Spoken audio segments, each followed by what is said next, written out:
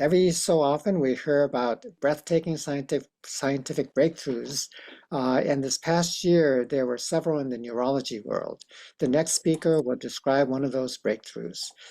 Dr. Peter Kang is a pediatric neuromuscular neurologist and physician scientist at the University of Minnesota, where he is director of the Greg Martsolf Jr. Muscular Dystrophy Center and professor and vice chair of research for the Department of Neurology. His research focus on solving patient-related genetic and genomic puzzles in muscular dystrophy, along with a collaborative project to translate cell therapies for muscular dystrophy into human clinical trials. He is president of the Child Neurology Society, and Dr. Kang will update us on disease-modifying therapies for pediatric neuromuscular disorders. Thank you, Dr. Takayama. So it's a really exciting time in the world of neuromuscular disorders in children. And one of the things that I find really heartening about the research and the developments is that not only are these therapies being approved specifically for children, but they're also being studied in children. And so it's really important for there to be a lot of focus on children, both in the research realm and the clinical realm. So I think this is good news for everybody, for our patients and for the healthcare providers who take care of children. So let me see if I can, here, I just need to advance my slide. There we go. These are my disclosures. So I'll go over diagnosis a bit and then therapies, but then spend a lot of the time going through cases. Let's talk about diagnosis. One of the biggest developments in diagnosis in recent years is the transformation of newborn screening from a panel that was largely focused on primarily metabolic disorders in childhood into more broad-based genetic disorders in childhood. So the big development in the past few years is the universal adoption now of spinal muscular atrophy newborn screening in all 50 states in the US. And the 50th state just signed on, I believe, within the past few months. So this is a new development. And that's very exciting because the first FDA-approved therapy for SMA was only approved in 2016. So it's really nice to see that in less than a decade now, we're screening all newborns for spinal muscular atrophy and are able, in most cases, to offer really exciting therapies. Duchenne muscular dystrophy, which is listed above here on the slide, is a little bit newer. And the first therapy for Duchenne muscular dystrophy was approved in 2016 also. However, it's been a bit more of a complicated situation, both technically with two-tier testing, as well as what the implications might be. So the recommended uniform screening panel still does not include DMD. However, there are 3 states now that have approved universal screening: Ohio, New York, and Minnesota. So we hope to see more states adopting this and for this to be adopted by RUSP so that would encourage more widespread adoption. And then Pompe disease, genetic enzyme-based newborn screening has been on the RUSP, and over half of states include Pompe disease on their newborn screens. So we're seeing a broadening of newborn screening, and I expect that this trend will continue in future years. So let's talk about therapies a bit. If one were to stop at 2015 and then fast forward to today, it's amazing what's happened in the past decade. There are now 7 therapies approved by the FDA for Duchenne muscular dystrophy, and that doesn't include prednisone, which has been used off-label for many years and continues to be used for this. And the reason why it's used off-label is that it's a very old medication that's been around for decades. There are 2 corticosteroids now approved for Duchenne muscular dystrophy therapy. The most recent was just a few months ago. And then there are 4 antisense oligonucleotides, and they skip various exons in the pre-mRNA stage, and they alter the way the gene is transcribed and produces a more functional version of the gene dystrophin. And then there's gene therapy, which has been in the news a lot. There is a gene therapy now approved for Duchenne muscular dystrophy. It was just approved in 2023. And there are numerous therapies in human clinical trials. It's a scenario that was almost unimaginable 20 years ago when I began my career. So for spinal muscular atrophy, there are three therapies approved, as I mentioned. There's nusinersen, which is an antisense oligonucleotide. That was the first one approved. It requires intrathecal dosing, meaning you have to do a lumbar puncture and administer it into the spinal fluid, and it requires repeated dosing. There's onasemnogene abiparvovec, which is an AAV9-based gene therapy that was approved in 2019. It's administered intravenously. It can be given in a single dose. It does require significant pre and post-treatment monitoring, and we'll see in one of the cases coming up what that really entails and why this should be done fairly carefully, even though on the surface it seems like it's a fairly straightforward treatment. And then there's risdiplam, which is a small molecule therapy approved in 2020, and that's oral, which is nice. It's the only one of the three that's orally dosed. It does also require ongoing dosing, however. Pompe disease is one of those classic metabolic neuromuscular diseases that's been known for a long time. There are currently two enzyme replacement therapies approved by the FDA, and they are similar in some ways to each other, but they have distinct differences. There's L-glucosidase alpha, which was originally approved in 2006, and then a more recent enzyme replacement therapy, avalglucosidase alpha, and this is indicated specifically for late onset Pompe disease.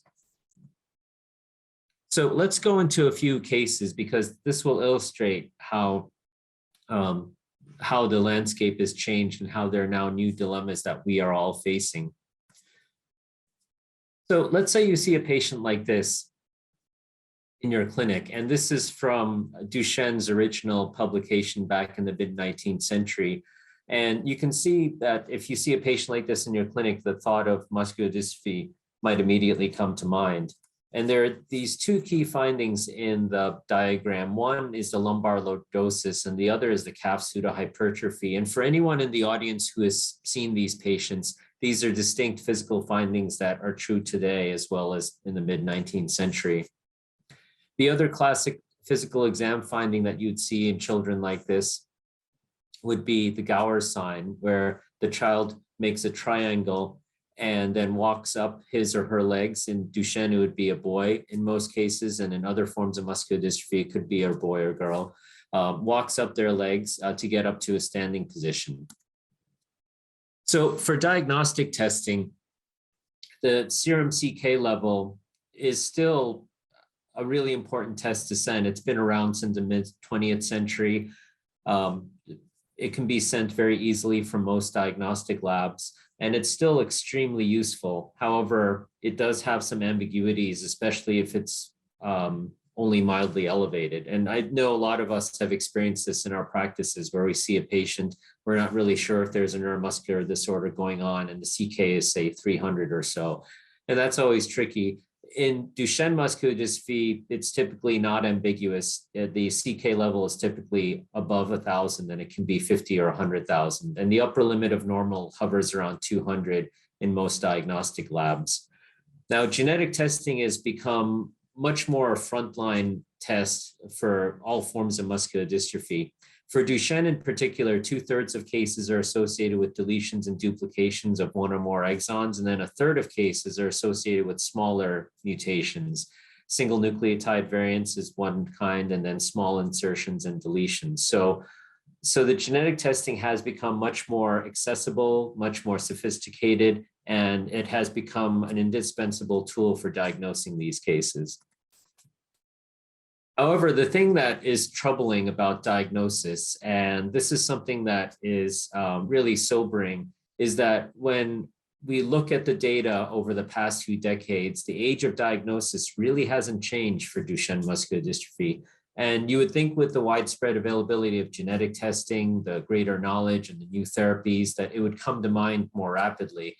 But the average age of diagnosis is still 5 years of age. And that's unfortunate because there's a narrow window right now when the gene therapy is available to affected boys for Duchenne.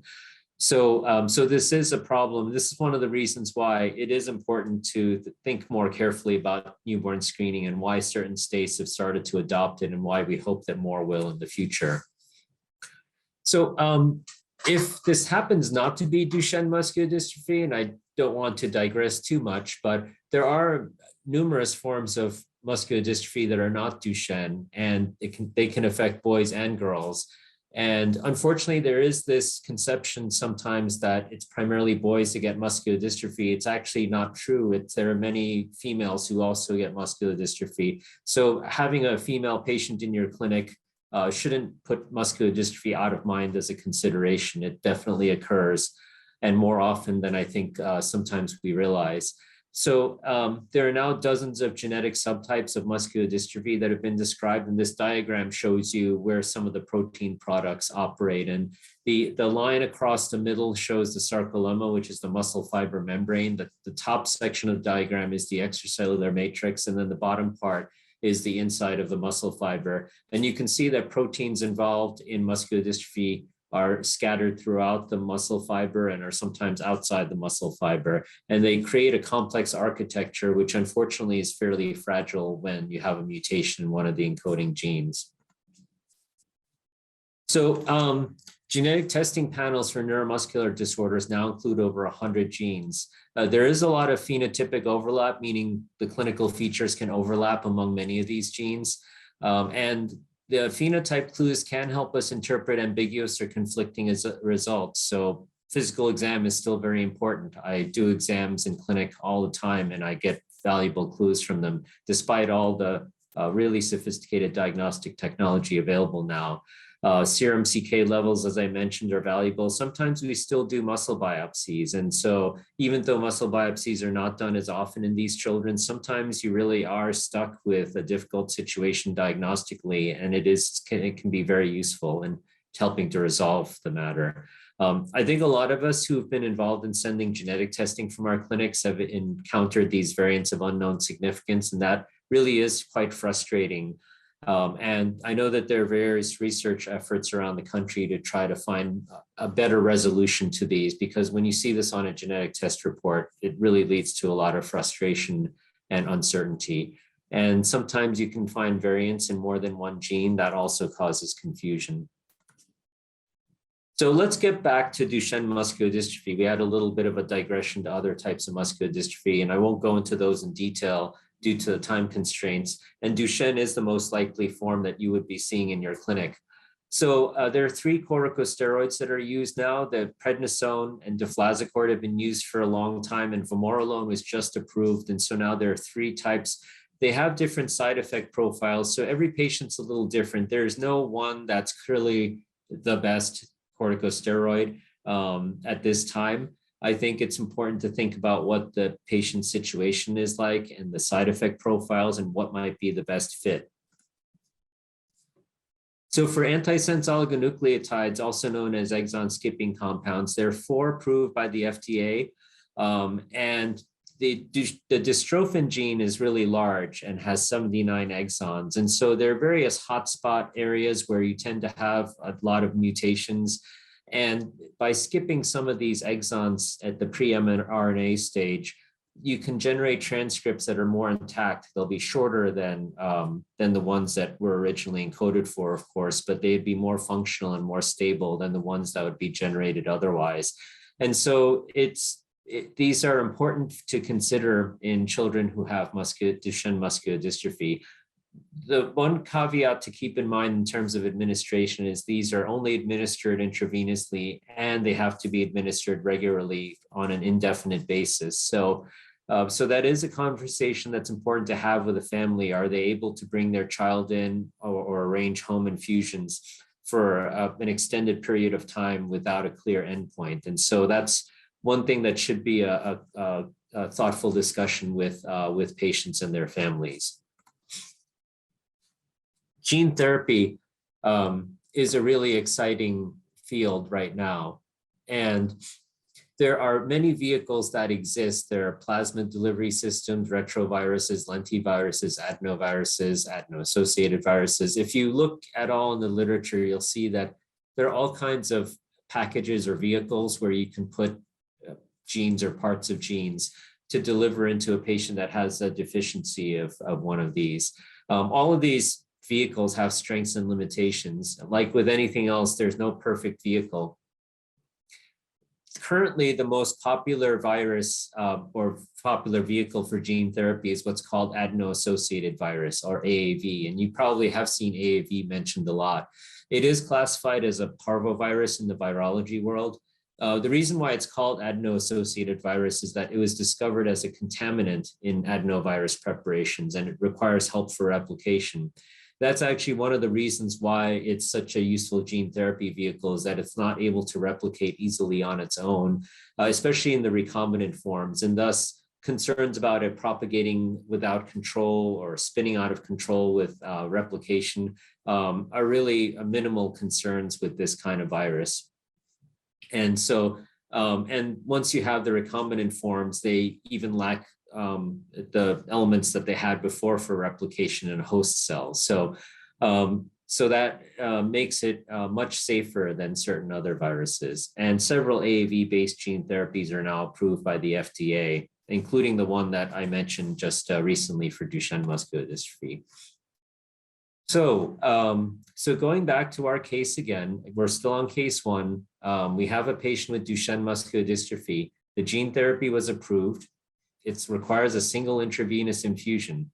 Is our patient eligible for this therapy? One factor right now is that it depends on the age. And then we also want to think about side effects. So gene therapy is not always benign. And so we have to be careful about thinking about potential toxicities, both in a research setting and even in the clinical setting.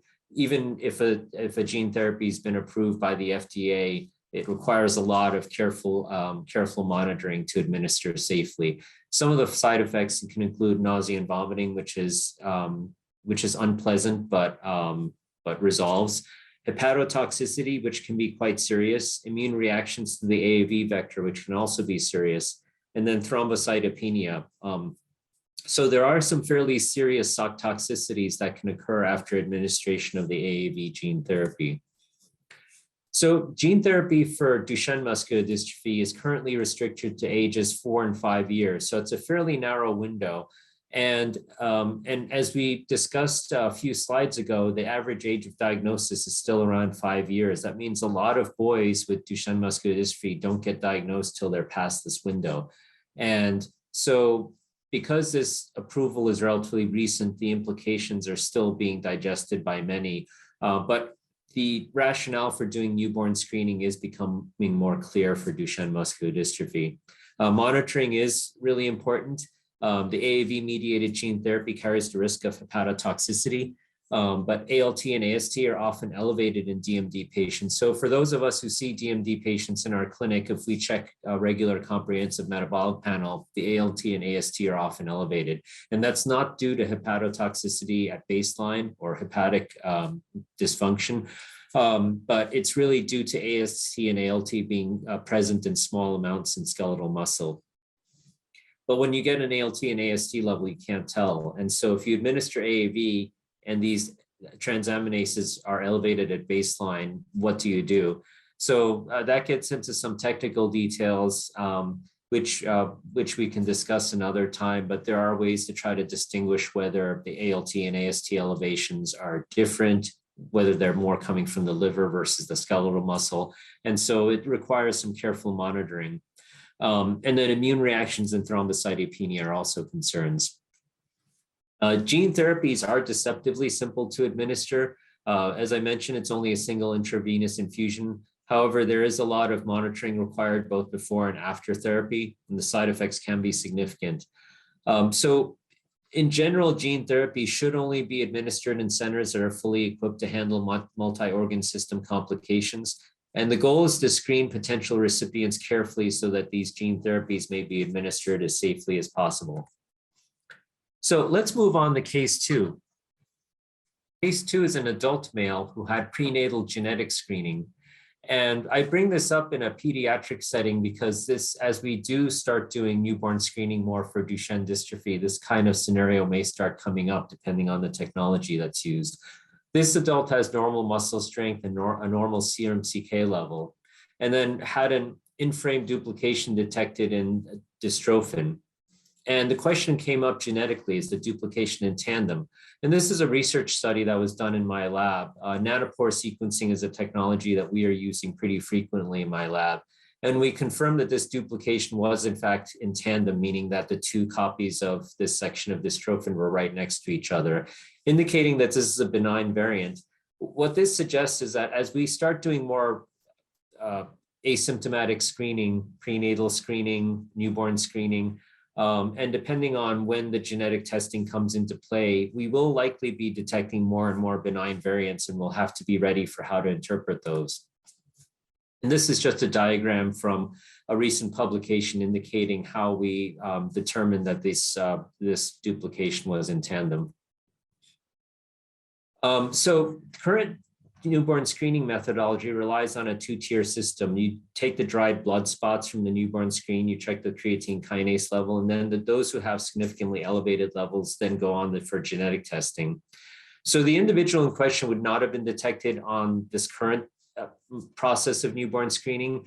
But if we contemplate a future when exome sequencing or genome sequencing is done on a routine basis in newborns, these types of variants will be picked up, and then we do have to figure out how will we interpret them, how do we figure out whether they're benign or not in a clinical setting. So let's move on to case 3. You receive a call from your state's Department of Health. You're in your practice right now and in your clinic. A newborn that you accepted into your practice but have not seen yet is tested positive for SMA on newborn screening. So you are referring immediately to the nearest comprehensive neuromuscular clinic, and you also add this patient onto your schedule for the next day.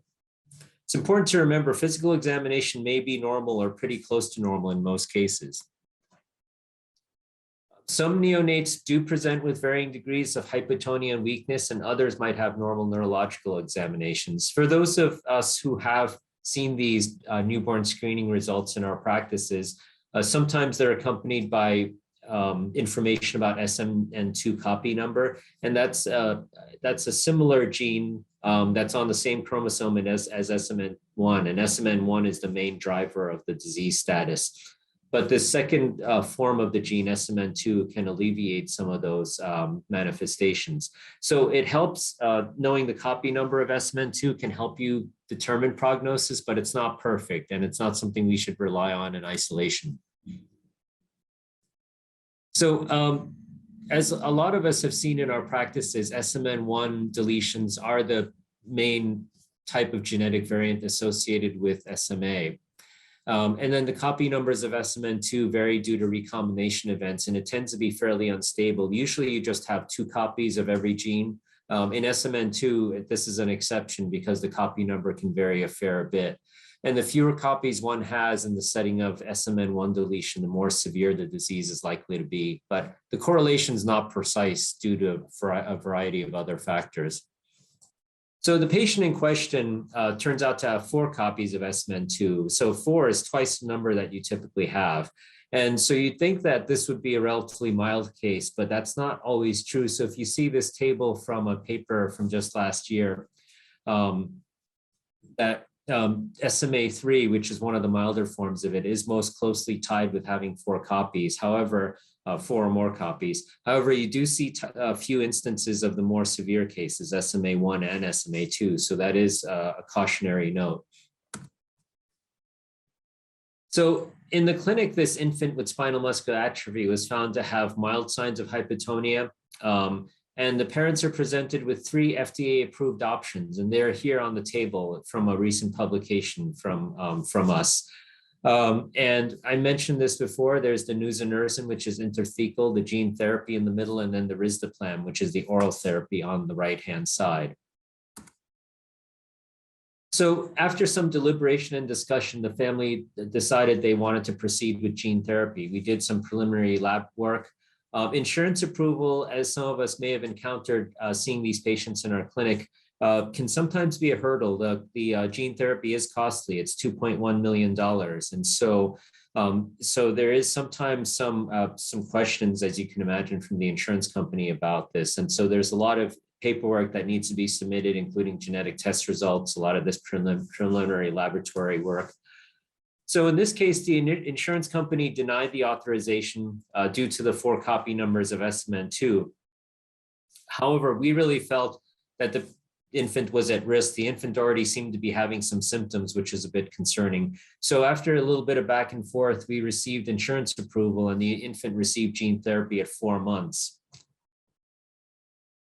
So this is what happened after the infusion. So the ALT and AST were pretty normal in the pre-infusion stage. Remember, this is spinal muscular atrophy, so normally the ALT and AST are in normal limits. But you can see by 6 weeks, there is a really tremendous spike, and the GGT peaked at 1,345.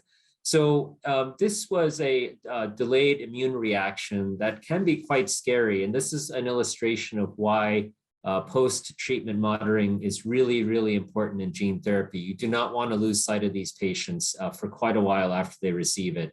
So we had to, the standard protocol does involve steroids. We had to go up on the steroids. We had to admit this patient to the hospital and switch to IV for a little while. And subsequently, his LFTs normalized, and he's been doing quite well, and his motor development has been really excellent. So that it all ended well, and this illustrates how important the monitoring is. So in the interest of time, I'll move on to case 4 now. So in case 4, you receive another call from your state's Department of Health. There's another newborn. This one's screened positive for Pompe disease. And so you do the same thing. You refer the patient to the nearest neuromuscular clinic and add them on for an urgent visit. And what do you see on physical exam? You can see a normal exam. This patient may look totally normal in your clinic, this infant, but you might see some of the signs of Pompe disease, including macroglossia, enlarged tongue, hepatosplenomegaly, hypotonia, and muscle weakness. And this is a situation where doing a good physical exam is really important. So there are 2 general forms of Pompe disease recognized in infancy: infantile onset and late onset. And you can see that there's a lot of manifestations of the infantile onset. It's usually not subtle. And in most cases, you can easily distinguish between the 2, although, of course, there are some ambiguous cases that give you a little bit of trouble in terms of classification.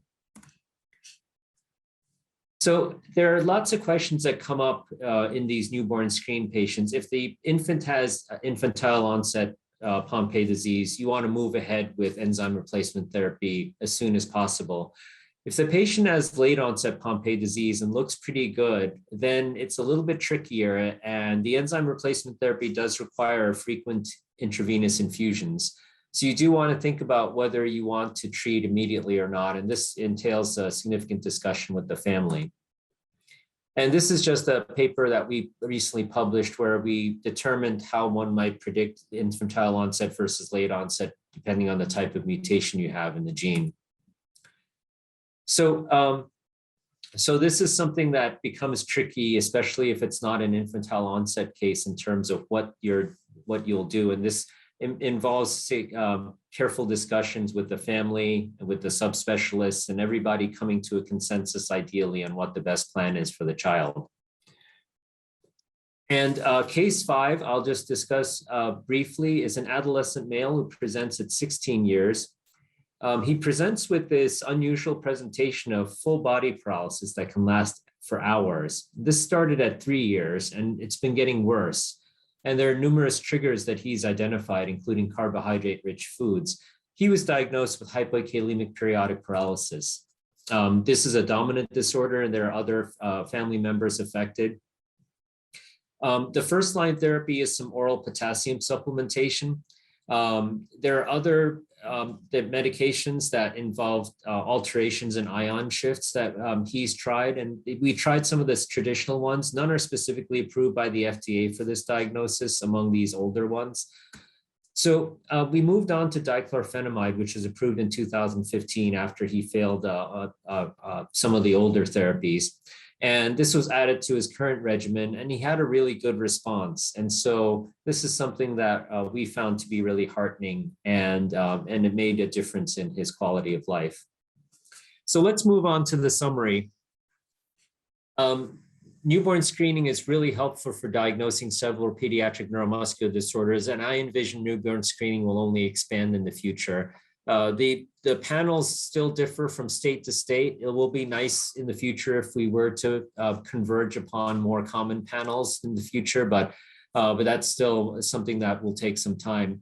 It is important to recognize symptoms and signs of neuromuscular disorders in childhood. Newborn screening will definitely not pick up everything. There are some really thrilling new developments in the therapeutic realm. Several therapies have been improved over the past decade, which really are transforming care for these patients. It is important to weigh risks and benefits of therapies when counseling families about their options. So I'd like to end and want to thank colleagues at our Muscular Dystrophy Center and my laboratory, whose work I presented in part, and some of the funders who've helped us. And I'll be happy to take questions for this next segment. Thank you. So, Peter, thank you so much for opening a window to the newest therapies used to help children, youth, and adults with neuromuscular disabilities. I was actually trying to sort of understand more about the gene therapy aspect and wanted to just review this to make sure I had this right. Would that be okay? Of course. Okay. So people with Duchenne muscular dystrophy have a progressive muscle weakness, and that's because of a muscle protein that doesn't work. And that's because the gene that's responsible for its production is dysfunctional. And I guess that's what we call the dysfunctional dystrophin gene. And in gene therapy, you actually modify a dystrophin gene that is functional. You package it into a virus, and the virus gets injected, and the injected virus infects the human cell, but in a good way. And the human cells, by that I mean the muscles, and places the gene in a safe part of the human cell. So the new gene doesn't become part of the human DNA, but it still remains on the side. But then they do start to produce a more functional protein. And so therefore, you basically delay the muscle weakness from happening. Does that sound reasonable? Yeah, that's perfect. Yeah, I think, yeah, and I'll just emphasize a couple of points you raised, which I unfortunately had to gloss over a little bit in the main presentation, but the dystrophin gene is gigantic and the AAV virus is unfortunately kind of small. The smallness is good because it's less immunogenic, but it means you can only put so much DNA in it. And so over the years, various scientists have been testing different truncated forms of this gene. And there are several that are used in these different AAV therapies, and one has been approved now, and there are others in clinical trials. And so we've identified the most functional segments of dystrophin. So we deliver just a small part of the gene, but it's what we believe are the most important parts. The one thing about AAV that's very helpful, as you mentioned, is that whatever the payload they deliver does not integrate into the human genome. So there's a big concern about gene therapy is that if the DNA you're delivering integrates into the human genome and accidentally activates an oncogene or disrupts a gene that is necessary for normal function, it could actually end up doing more harm than good. So one of the reasons why AAV is so popular currently as a gene therapy vehicle is that the payload is deposited in the cell, but it doesn't integrate into the human genome. So that's a really big plus about it. And so then my question is, does this mean that Duchenne's can be cured? So the word cure has been a really interesting word that's been discussed in the rare disease community, at least, my window into the rare disease community. And as we all know, since we all treat pediatric patients, a lot of pediatric diseases are rare. So the definition of a cure, I think what patients have been telling me and patient advocacy groups have been saying is that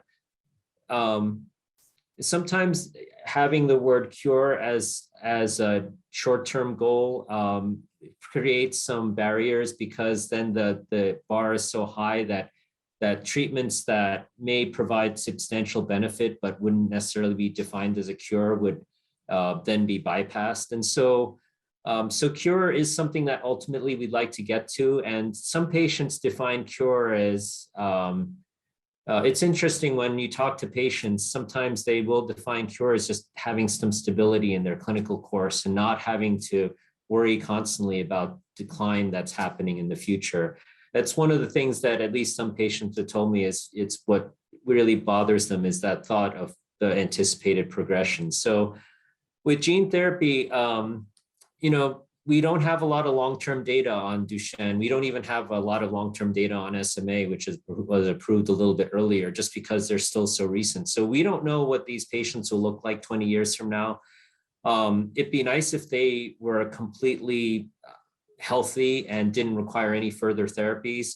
We don't know that yet. And so that's something that that will require a lot of careful study in the future.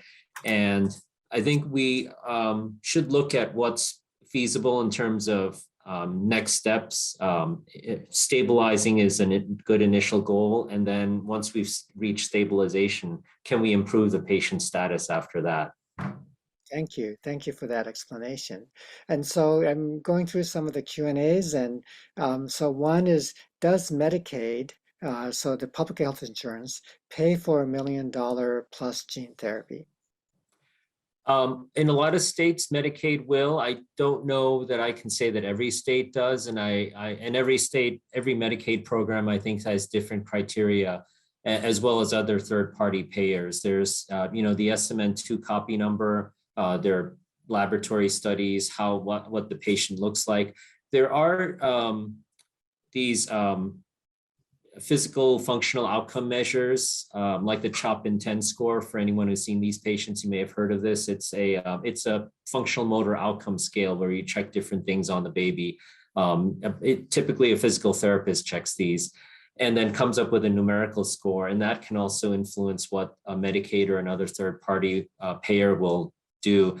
I think the payment is significant. And as you can imagine, the significant amount paid for one of these gene therapies could go towards, many doses of another therapy. So that does bring up some ethical questions. I think we're still working through how do we weigh the benefits versus the costs, and what does that mean for society as a whole? Because as more of these therapies get improved, the aggregate cost does become more substantial, and we have to figure out what's most beneficial for as many patients as possible. So the cost can actually go up. Okay. And I suspect that part of that also has to do with the cost of the research and all the testing that's associated with the medication or the therapy. So the research and development, the R&D part, is a significant component of the cost. The manufacturing of the gene therapy is a significant ongoing cost. So, I think it might be feasible in the future for the cost to drop a bit. I think one of the big factors that can help drive that would be to lower manufacturing costs.